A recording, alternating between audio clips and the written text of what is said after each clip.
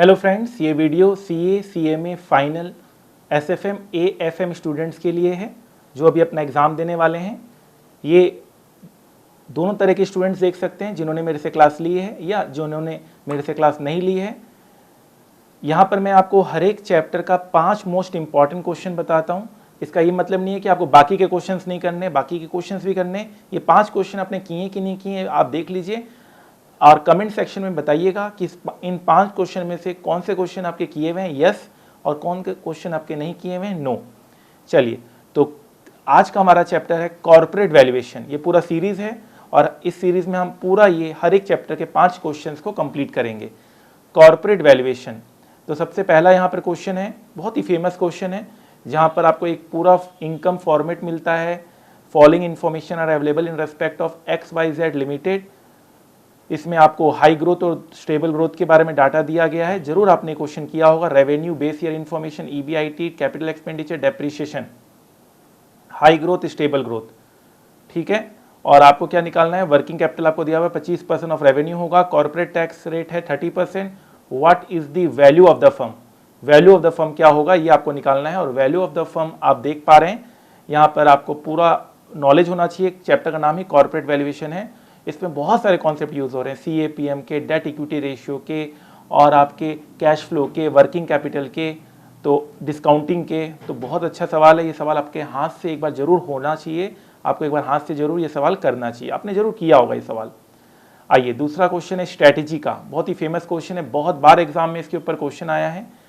आपको income statement और base year information दिया जाएगा और आपको कुछ डाटा दिया जाएगा कि कंपनी अगर नए स्ट्रेटेजी अडॉप्ट करती है तो ये होगा, इस तरह के चेंजेस आएंगे।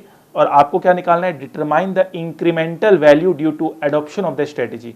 आपको इंक्रीमेंटल वैल्यू निकालना है, मतलब पहले आपको ओल्ड वैल्यू की स्ट्रेटेजी निकालनी है, फिर आपको न्यू वैल्यू की स्ट्रेटेजी निकालनी है और यह बताना है कि न्यू स्ट्रेटेजी में हमारा कितना ज़्यादा आया या कम आया। इंक्रीमेंटल आपको यहाँ पर कैलकुलेट करना है। Fine sir.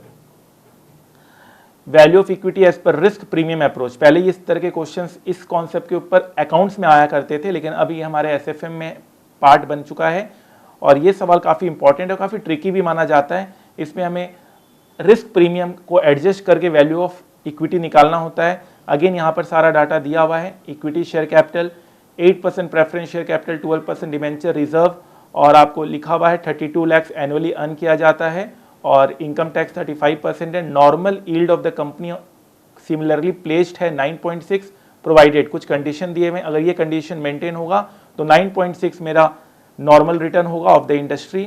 और आपको आगे डाटा दिया हुआ है, कंप्यूट द वैल्यू ऑफ पर इक्विटी शेयर। आपको अगेन इक्विटी शेयर की वैल्यू निकालनी है और आप appropriate risk adjusted factors assume कर सकते हैं। अगर क्वेश्चन में ऐसा लाइन दिया हुआ है तो आप कुछ भी एजम्पशन ले सकते हैं रिस्क एडजस्टमेंट्स का। अगर नॉर्मली आजकल के जो क्वेश्चंस बन रहे हैं उसमें आपको रिस्क एडजस्टमेंट फैक्टर्स भी दिए रहते हैं, ठीक है। तो आई होप ये क्वेश्चन भी आपने जरूर किया होगा, बहुत ही इंपॉर्टेंट ये क्वेश्चन है और इसके ऊपर आपको एक बार हाथ से जरूर प्रैक्टिस करके जाना है। वेंचर कैपिटल फाइनेंसिंग, इसमें आपको एक वेंचर कैपिटल के ऊपर क्वेश्चन बनाया गया है कि क्या वेंचर कैपिटल फाइनेंसिंग करना चाहिए, नहीं करना चाहिए, क्या एडवांटेजेस रहेंगे या नहीं रहेंगे। पर्सनल कंप्यूटर डिवीज़न एक कंपनी है जो कि अब डिफ़िकल्टी फेस कर रही है 2 से 3 साल से। तो मैनेजमेंट क्या चाहता है कि हम इस कंपनी को ख़रीद लें और उनको कुछ फंड्स की ज़रूरत है। और फंड्स कैसे कैसे अरेंज होंगे? मैनेजमेंट 60 करोड़ रुपए देगा, वेंचर कैपिटलिस्ट भी पैसा लगाएंगे, इक्विटी शेयर कैपिटल और 9% डिबेंचर और 8% लोन में जो वारंट्स इशू किए जाएंगे यहाँ पर कि आप इसमें इक्विटी शेयर में बदल सकते हैं। 10 इक्विटी शेयर्स यहाँ पे दिया हुआ है, लेकिन वेंचर कैपिटलिस्ट चाहते हैं कि उनको 10 इक्विटी शेयर्स नहीं, उनको ज़्यादा इक्विटी शेयर्स मिले। आप देख सकते हैं यहाँ पर demanded that warrant should be convertible in 18 shares instead of 10। तो आपको बताना है कि क्या उनको 18 शेयर्स देना चाहिए कि नहीं देना चाहिए। क्या मेरी जो ग्रोथ प्रोजेक्शन है 20%, मैं बोल रहा हूँ मैं सालाना हर साल 20% से ग्रो करूँगा, क्या मैं ग्रो कर पा रहा हूँ कि नहीं कर पा रहा हूँ। बहुत ही अच्छा केस स्टडी बेस्ड सवाल है और जरूर आपने ये सवाल किया होगा। Very very important question. एक लास्ट क्वेश्चन है, 5th नंबर क्वेश्चन है, जो कि न्यू टाइप का क्वेश्चन आप मान सकते हैं। Snake limited is taking over lizard limited, both are listed companies. The P ratio of lizard limited has been low as 4 and high as 7 and is currently 5. Lizard Limited previous year EPS was 3.4 and current expected EPS this year to be 4. Determine the different range of values of shares using P model. तो आपको P model से आपको ये range निकालना है और ये new type of सवाल है। मेरे को लगता है बहुत सारे स्टूडेंट्स इस सवाल को नहीं किए होंगे, तो अगर नहीं किए तो इसका सॉल्यूशन मैं आपको अपने ग्रुप में पोस्ट कर दूंगा, आप डाउनलोड कर सकते हैं, सबके सॉल्यूशंस में पोस्ट कर दूंगा। और ये जितने भी सवाल मैंने आपको बताए इनको एक बार अलग से अच्छे से देखकर जरूर जाना है, ठीक है, फाइन।